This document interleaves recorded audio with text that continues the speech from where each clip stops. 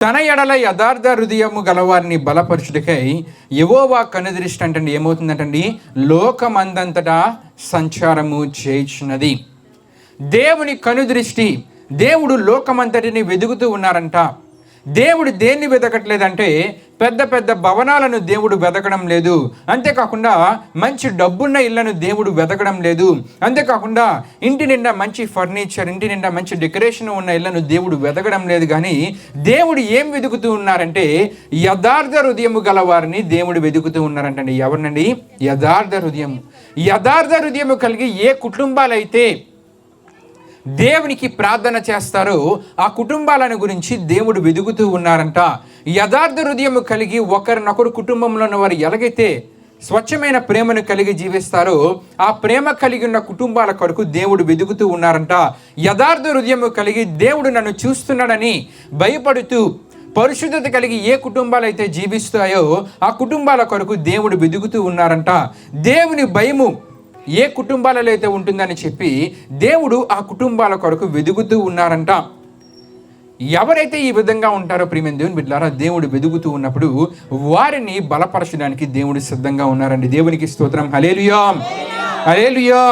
ఇక్కడ మనం చూస్తూ ఉంటాం, తన ఎడల యథార్థ హృదయము గలవారిని బలపరచుటకై యెహోవా కనుదృష్టి లోకమందంతటా సంచారము చేయుచున్నది. దేవుడు వెతుకుతూ ఉన్నాడు. ఇంతకీ ఈ సందర్భంలో దేవుడు ఎవరిని వెతుకుతూ ఉన్నారు, ఏం జరిగింది అని మనం ఆలోచిస్తే గనక ఒక రాజు ఉన్నారు. ఆ రాజు పేరు ఏంటంటే ఆసా.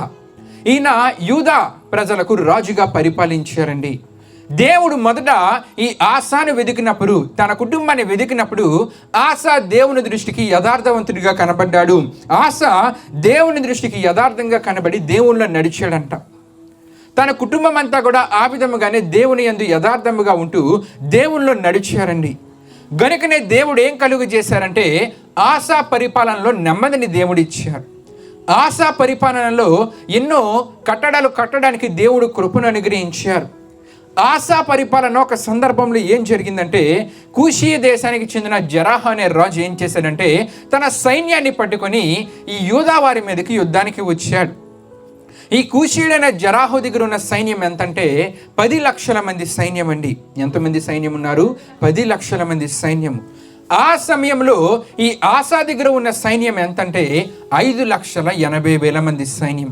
ఒకవైపు 10 లక్షల మంది సైన్యం ఉంది, ఇంకొక వైపు 5,80,000 మంది సైన్యం ఉంది.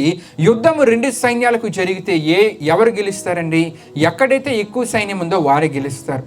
10 లక్షలు ఇంకొక వైపు 5,80,000 అంటే ఇంచుమించు 50% మంది ఎక్కువ సైనికులు ఈ కూషీయుడైన జరాహు దగ్గర ఉన్నాడు. కానీ ప్రియమైన దేవుని బిడ్డలారా, ఆసా దేవుడు తన్ని వెతికినప్పుడు, దేవుడు చూచినప్పుడు యథార్థంగా ఉన్నాడు. తన కుటుంబం అంతా యథార్థంగా ఉంది. వారంతా దేవుళ్ళో నడుస్తూ ఉన్నారు. గనుక దేవుడు ఏం చేశారంటే ఆసా పరిపాలనలో నెమ్మదినిచ్చారు, మంచి ప్రాకారాలను నియమించడానికి కృపనిచ్చారు. ఇంత పెద్ద సైన్యము యుద్ధానికి వస్తే వారు వీరి ముందు నిలవలేక పారిపోయేలా దేవుడు అద్భుత కార్యాన్ని చేశారండి. దేవునికి స్తోత్రం. హల్లెలూయా. అంటే 10 లక్షల మంది సైన్యము 5,80,000 మంది సైన్యం ఉన్న వారి దగ్గర ఏం చేయలేకపోయారండి? వారిని ఓడించలేకపోయారు. ఎందుకంటే ఈ ఆసా పక్షాన ఎవరు నిలబడ్డారంటే దేవుడు నిలబడ్డారు. దేవుడు వెతికినప్పుడు ఆసా ఈ విధంగా ఉన్నారు కాబట్టి దేవుడు ఆశీర్వదిస్తూ ముందుకు నడిపిస్తూ వెళ్తుంటే మరొక సందర్భం ఎదురైందంట.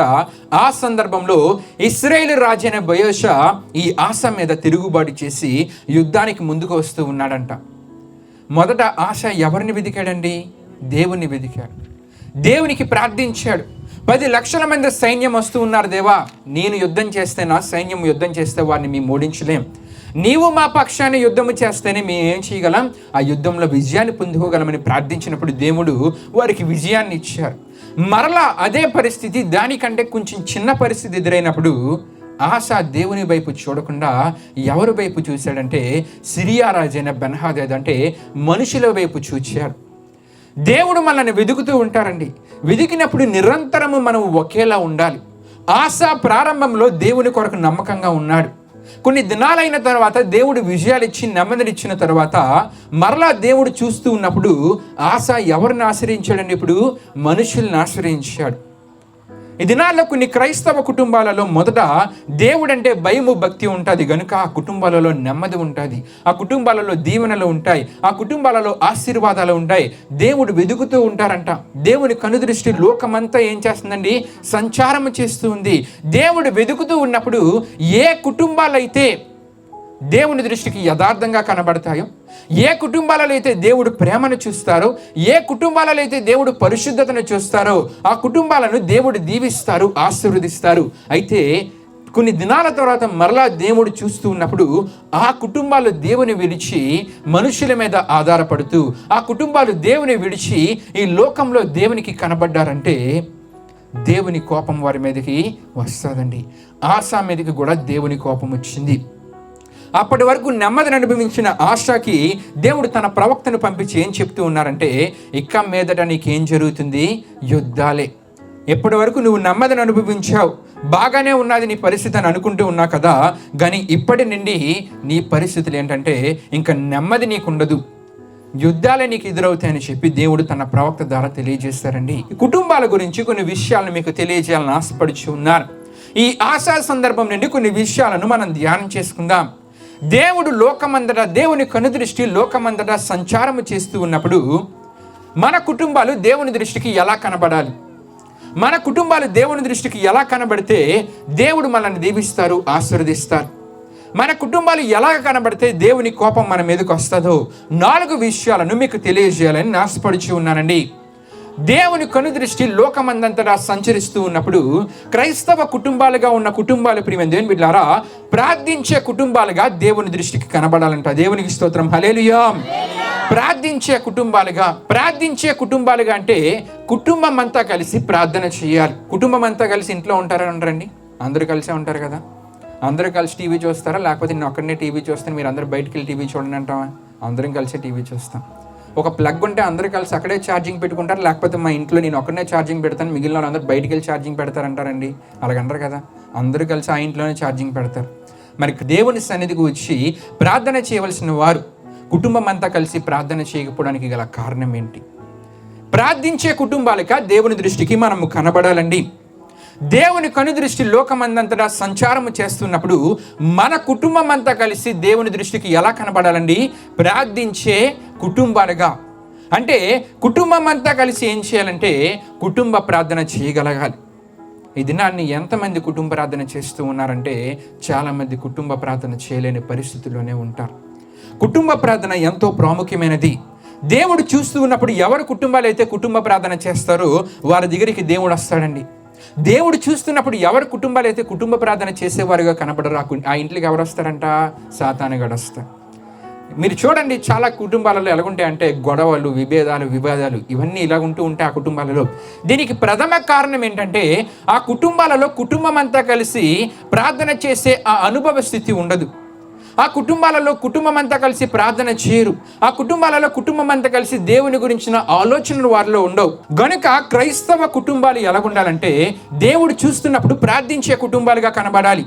ఆ క్రైస్తవ కుటుంబాలు ప్రార్థించే కుటుంబాలుగా ఎదుగుతూ ఉన్నప్పుడు కొంతమంది విశ్వాసులు మరలా వారి కుటుంబం దగ్గరికి వెళ్ళి ఆ కుటుంబాన్ని పాడు చేసే స్థితికి చోటీయకూడదు. వీలైతే వెళ్ళి వారితో కలిసి ప్రార్థించగలగాలి. అంతేగాని ఇటువంటి జీవిత విధానాన్ని దేవుడు కోరుకోడు. బైబిల్ గ్రంథంలో మనోహ అతని భార్య కలిసి ప్రార్థిస్తూ ఉన్నారంట. ఆ కుటుంబంలో ఇద్దరే ఉన్నారండి. ఆ ఇద్దరు కలిసి కుటుంబంగా ప్రార్థన చేస్తూ ఉన్నారు. ఏమని ప్రార్థన చేస్తూ ఉన్నారంటే మనోహ భార్య ఎవరండి? గొడ్రాలు, ఆమెకి పిల్లలు లేరు. ఇద్దరూ కలిసి కుటుంబంగా ప్రార్థన చేస్తూ ఉన్నారు. దేవుడు చూస్తున్నప్పుడు ఆ కుటుంబం ఏం చేస్తున్నారండి? ప్రార్థన చేస్తూ ఉన్నారు.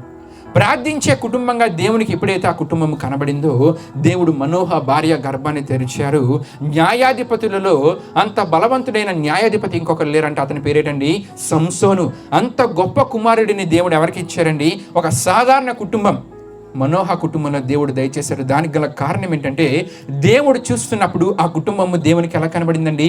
ప్రార్థించే కుటుంబముగా కనబడింది. దేవునికి స్తోత్రం, హల్లెలూయా. మన కుటుంబాలు ప్రార్థించే కుటుంబాలుగా కనబడాలి. ఆశ మొదట అలాగే కనబడ్డాడు, గనుకనే దేవుడు దీవించారు. తర్వాత ఆశ అలా దేవునికి కనబడ్డాడండి?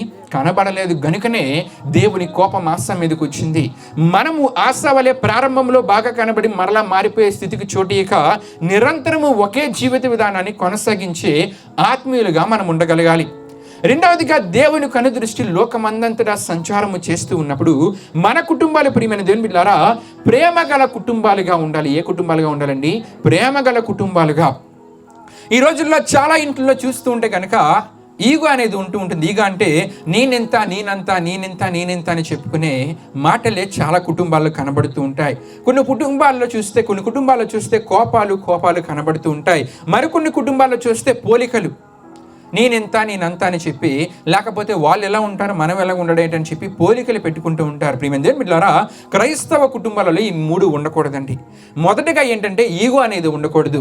క్రైస్తవ కుటుంబాలలో రెండోది ఏమి ఉండకూడదంటే కోపానికి చోటు ఇవ్వకూడదు. మూడవదిగా ఏంటంటే పోలికలకు చోటు ఇవ్వకూడదు. ఈ మూడు ఉన్నాయనుకోండి, కుటుంబంలో ఉన్న వారి మధ్య ఏం తగ్గిపోతుంది? ప్రేమ తగ్గిపోతుంది.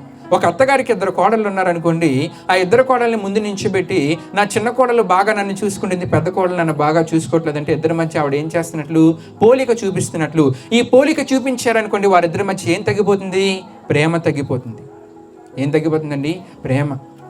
2 కోడళ్ళ కుటుంబంలో ఉన్నప్పుడు నేనెంత అని గొప్పలు చెప్పుకున్నారనుకోండి, వారిద్దరు చేస్తున్న పనులు చూసిన తర్వాత కుటుంబంలో ఉన్న అత్తగారికి వారి ఎడల ఏం పోతుందండి? ప్రేమ తగ్గిపోతుంది. ఒక కుటుంబంలో నా అత్తగారు ఏం చేసినా సరే వారిద్దరు కోడళ్ళ మీద కోపపడ్డారనుకోండి, ఆ కుటుంబంలో ఏం తగ్గిపోతుంది? ప్రేమ తగ్గిపోతుంది. దేవుడు చూస్తున్నప్పుడు, దేవుని కనుదృష్టి లోకమందంతటా సంచారము చేస్తున్నప్పుడంట మన కుటుంబాలు దేవుని దృష్టికి ఎలా కనబడాలంటే ప్రేమ గల కుటుంబాలుగా కనబడాలండి. కొన్ని కుటుంబాలు మరీ దారుణంగా ఉంటాయి. బయటని చూస్తే ప్రైజ్ ది లార్డ్ అనే బోర్డు ఉంటుంది, ఇంట్లో చూస్తే old war praise the Lord అంట. బయటన చర్చి ఇంట్లోకి ఎవరు వచ్చినా సరే, అమ్మో ఈ కుటుంబం మంచి దైవభక్తి కుటుంబం. లోపలికి వెళ్ళగానే వరల్డ్ వార్ అంటే ప్రపంచ యుద్ధాలు జరుగుతుంటాయి, లోపల గొడవలు. క్రైస్తవ కుటుంబాలు ఈ విధంగా ఉండకూడదండి. ప్రేమ గల కుటుంబాలుగా క్రైస్తవ కుటుంబాలు ఉండాలి. బైబిల్ గ్రంథంలో మార్తా, మరియా, లాజరు ఆ కుటుంబము దేవుని దృష్టికి, యేసుప్రభువారి దృష్టికి ఎలా కనబడిందండి? ప్రేమ గల కుటుంబముగా కనబడింది.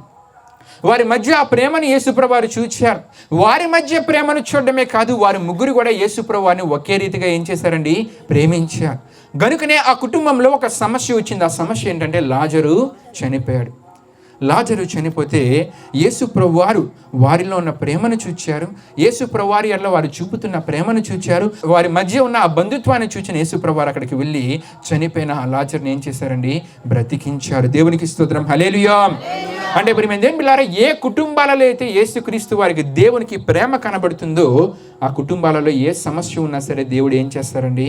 పరిష్కరిస్తారు. ఆ సమస్యకు తగ్గ ఆ విడుదలను దేవుడు ఇస్తారు.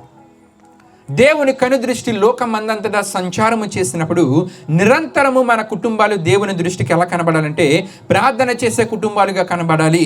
నిరంతరము మన కుటుంబాలు దేవుని దృష్టికి ఎలా కనబడాలంటే ప్రేమ గల కుటుంబాలుగా కనబడాలి. దేవుని కనుదృష్టి లోకమందంతటా సంచారము చేసినప్పుడు మన కుటుంబాలు దేవుని దృష్టికి ఎలా కనబడాలంటే పరిశుద్ధత కలిగిన కుటుంబాలుగా కనబడాలి. క్రైస్తవ కుటుంబాలు దేవుని దృష్టికి ఎలా కనబడాలండి? పరిశుద్ధత గల కుటుంబాలుగా కనబడాలి.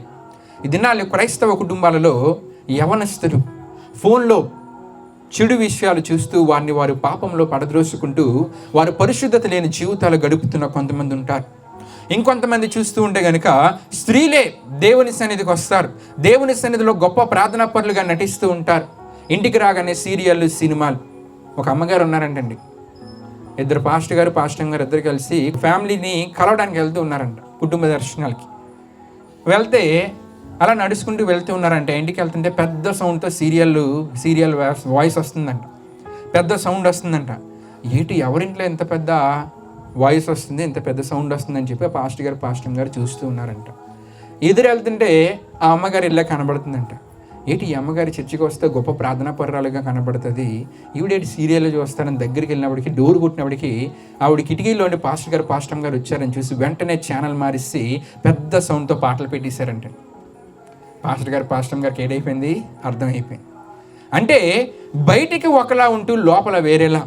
దేవుని దగ్గరికి వచ్చినప్పుడు ప్రార్థనా పరులుగా ఉంటూ మళ్ళీ ఇంటికి వచ్చి సీరియల్, సినిమాలు చూసేవారుగా ఉంటే కనుక వారిలో ఏం లేనట్లండి?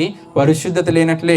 కొంతమంది కుటుంబాల్లోని పురుషులు కూడా దేవుని సన్నిధిలో గొప్ప ప్రార్థనా పరులుగా కనబడతారు. మరలా ఇంటికి వచ్చేసరికి సిగరెట్లు కాల్చడం, త్రాగడం, ఇటువంటి జీవిత విధానానికి అలవాటు పడిన వారు ఉంటూ ఉంటారు. అంటే పరిశుద్ధత లేని జీవితాలు. కొన్ని క్రైస్తవ కుటుంబాల పరిస్థితి చూస్తూ ఉంటే కనుక అక్రమ సంబంధాలతో వారి జీవితాలు ముందుకు కొనసాగుతూ ఉంటాయి. అంటే ఆ కుటుంబాలలో ఏం లేదండి? పరిశుద్ధత లేదు. పరిశుద్ధత లేని కుటుంబంగా నీ కుటుంబం దేవుని దృష్టికి కనబడిందా, దేవుని కోపం నీ మీదకి వస్తుంది. ఒబేదేదోము ఇంటిలో దేవుని మందసం ఉందండి. దేవుని మందసం ఉండడం బట్టి ఒబేదేదోము ఇల్లు ఏమైందంట, ఆశీర్వదించబడింది. ఇది అందరికీ తెలుసు. కానీ ఒబేదేదోము ఇంటిలో దేవుని మందసం ఉందంటే ఆ కుటుంబము దేవుని దృష్టికి ఎంత పరిశుద్ధముగా ఉందో మనం అర్థం చేసుకోవాలి. ఆ ఇంటిలో పరిశుద్ధత ఉంది కాబట్టి దేవుని మందసం అక్కడ ఉంది. దాన్ని బట్టి ఆ కుటుంబం ఏం చేయబడిందండి, దీవించబడింది, ఆశీర్వదించబడింది. మన కుటుంబము దేవుని కనుదృష్టి లోకమందంతటా సంచారము చేస్తూ ఉన్నప్పుడు పరిశుద్ధత గల కుటుంబాలుగా మన కుటుంబాలు దేవుని దృష్టికి కనబడాలి. ఇక్కడ మనం గమనించాల్సిన విషయం ఏంటంటే, దేవుని దగ్గర, దేవుని సన్నిధిలో పాస్టమ్మ గారి దగ్గర మనం ఎంత నటించినా సరే, ఇంటికి వచ్చిన తర్వాత మన జీవిత విధానాన్ని ఎక్కువగా మనకంటే ఎవరు చూస్తూ ఉంటారంటే మన ఇంట్లో ఉన్న పిల్లలు చూస్తారండి. నువ్వు చర్చిలో ఎంత ప్రార్థనాపరుడిగా, ఎంత ప్రార్థనాపరురాలుగా కనబడినా ఇంటికి వచ్చిన తర్వాత నీ జీవితం ఈ విధంగా ఉంటే కనుక నీ పిల్లలు కూడా ఆ విధంగానే తయారవుతారు. క్రైస్తవ కుటుంబాలకు ఒక హెచ్చరిక ఏంటంటే, నీ జీవిత విధానాన్ని నీ ఇంట్లో వారు చూస్తారు కానీ నీ ప్రార్థనా జీవితాన్ని నీ ఇంట్లో వారు చూడరు. నీ జీవిత విధానాన్ని చూచే వారు మంచి జీవితాన్ని అలవర్చుకుంటారు కానీ నీ ప్రార్థనా జీవితాన్ని కాదు. ఎందుకంటే వారు నిన్ను 24 గంటలు ఏం చేస్తూ ఉంటారండి, అబ్జర్వ్ చేస్తూ ఉంటారు. గనుక మన కుటుంబాలలో ఉన్న పిల్లలు పాడైపోతూ ఉన్నారంటే దానికి గల ప్రథమ కారణం ఏంటంటే మనమే. మనలో పరిశుద్ధత లేనప్పుడు, మనలో వేషధారణ ఉన్నప్పుడు, మనలో పాపం ఉన్నప్పుడు, మన జీవితాల్లో అక్రమ సంబంధం అనే అటువంటి పరిస్థితులు ఉన్నప్పుడు దేవుడు చూస్తూ ఉంటాడు. అదే సందర్భంలో మన ఇంట్లో ఉన్న పిల్లలు కూడా చూసి, చర్చికి వెళ్ళి కూడా ఇంట్లో ఎలా ఉన్నా పర్లేదు అని చెప్పి, మనం కూడా ఎలా ఉండొచ్చు అని చెప్పి వారు కూడా అదే జీవితానికి ఏమవుతారండి, అలవాటు పడతారు. కనుక ప్రియమైన దేవుని బిడ్డలారా, క్రైస్తవ కుటుంబాలు దేవుని కనుదృష్టికి ఎలా కనబడాలంట, పరిశుద్ధముగా కనబడాలి. చివరిగా క్రైస్తవ కుటుంబాలు దేవుని కనుదృష్టి లోకమందంతటా సంచారము చేసినప్పుడు ప్రియమైన దేవుని బిడ్డలారా, దేవునికి ప్రథమ స్థానాన్ని ఇచ్చే కుటుంబాలుగా కనబడాలి. ఈ దినాలలో ఇదే చాలా లోపిస్తుందండి. దేవునికి ప్రథమ స్థానం ఇవ్వడం అంటే ఏదైనా సరే ఆదివారము ఆరాధన తర్వాతే, ఏదైనా సరే మనకు అవకాశం ఉంటే ప్రార్థనా కూడికల తర్వాతే, ఏదైనా సరే దేవుని తర్వాతే. ఒక పనిని ప్రారంభించామా దేవుని ప్రార్థనతోనే ప్రారంభించాలి. ఒక పనిని ముగించామా ఆ పనిలో ఆ సఫలతను దేవుడు మనకు కలుగు చేశారు కనుక కృతజ్ఞతతో దేవుని మహిమపరచాలి. ఏ కార్యము జరగనియండి, ఏది ప్రారంభించనియండి, ఏదైనా సరే ప్రథమ స్థానాన్ని ఎవరికి ఇవ్వాలి, మనము కుటుంబం అంతా కలిసి ఎవరికి ఇవ్వాలి, దేవునికి. కుటుంబంలో నేను ఒక్కడిని ఇస్తాను, మిగిలిన వాళ్ళు ఎవరంటే దేవుడు ఒప్పుకోరండి. అందరూ కలిసి తింటారు కదండి. మరి అందరూ కలిసి అన్నీ చేసుకున్నప్పుడు ఇది కూడా అందరూ కలిసి చేసినప్పుడు దేవుడు చూసి ఏం చేస్తారండి, ఆశీర్వదిస్తారు ఆ కుటుంబాల్ని. అబ్రాము కుటుంబం అంతా దేవునికి ప్రథమ స్థానాన్ని ఇచ్చారు కాబట్టి అబ్రాము కుటుంబం ఏం చేయబడింది, దీవించబడింది, ఆశీర్వదించబడింది. ఎంతోమందికి దేవుడు అనేక జనములకు తండ్రిగా అబ్రామును నిలబెట్టారు. దానికి గల కారణం ఏంటంటే అబ్రాము కుటుంబం అంతా ఎవరికి ప్రథమ స్థానాన్ని ఇచ్చారు, దేవునికి ప్రథమ స్థానాన్ని ఇచ్చారు. ఈ దినాన్ని క్రైస్తవ కుటుంబాలుగా ఉన్నవారు ఎంతమంది ఈ 4 వారి కుటుంబాలలో కలిగి ఉండగలుగుతున్నారో లేదో మనల్ని మనం పరీక్షించుకోవాలి. ఆశను దేవుడు లోకమందంతటా సంచారం చేస్తుంది దేవుని కనుదృష్టి. ఆ సందర్భంలో చూసినప్పుడు ఆశ తప్పిపోయాడు. దేవుని కోపం ఆశ మీదకి వచ్చింది.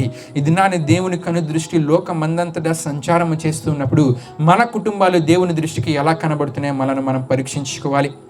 ప్రేయర్ సెల్ పెట్టుకున్న కుటుంబము, ప్రార్థన కూడికి వచ్చిన కుటుంబాలు ప్రతి ఒక్కరు వారు పరీక్షించుకోవాలి. దేవుని కనుదృష్టి లోకమందంతటా సంచరిస్తున్నప్పుడు మీ కుటుంబము దేవుని దృష్టికి ఎలా కనబడాలండి, ప్రార్థించే కుటుంబంగా కనబడాలి. ఎలా అంట, ప్రార్థించే కుటుంబంగా, ప్రేమ గల కుటుంబంగా కనబడాలి, పరిశుద్ధత గల కుటుంబంగా కనబడాలి, దేవునికి ప్రథమ స్థానాన్ని ఇచ్చే కుటుంబంగా కనబడాలి.